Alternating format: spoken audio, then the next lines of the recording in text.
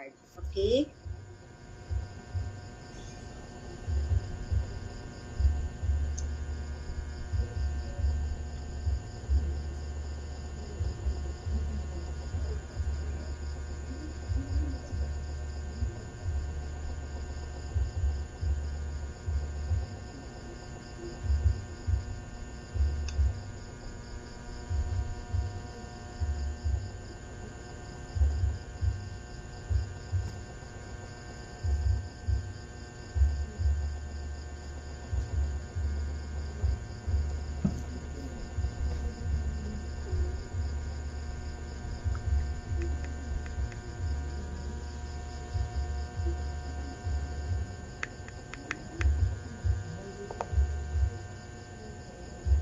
So, sundan na lang po natin. So, okay. So, punta ka sa cash in.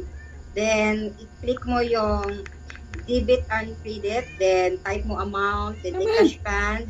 Then, card holder name. Then, details ng card.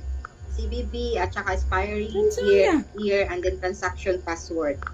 Okay? Kasi sobrang bilis ng screen share na ito. Ayan. So, isi-send ko ito sa inyo. Isi-send ng mentor nyo sa inyo paano mag-cash in gamit yung credit card. Kasi real time to. Madali lang pumasok sa ating system. Pero mayroon siyang charge na nasa 4 to 5%. Okay. So, ayan. So, enter lang yung card number. Ayan. And then expiry month. Then expiry year. And then CVV. Yung nasa likod ng card.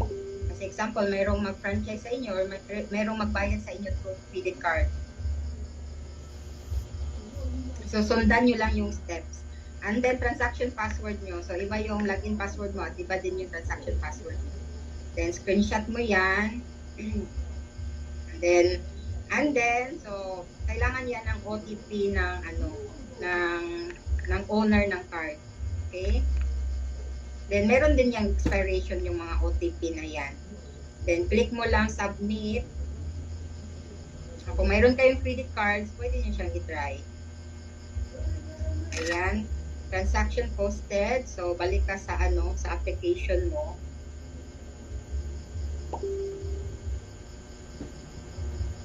Okay. Ayan. So, hindi na siya na, hindi na siya nasama sa recording. So, after doon, balik ka sa yung Unified app para ma-check mo kung nag-top up na ba yung sa credit card. Okay? So, ganun po yung process paano mag-top up using your credit card. Okay? Real time po, pagkatapos mong bumalik sa sa yung system, mayroon kang i-click doon na okay. So, once na ma-okay mo yon, magta-top up na siya real time sa iyong system. Okay? So, balik tayo sa ating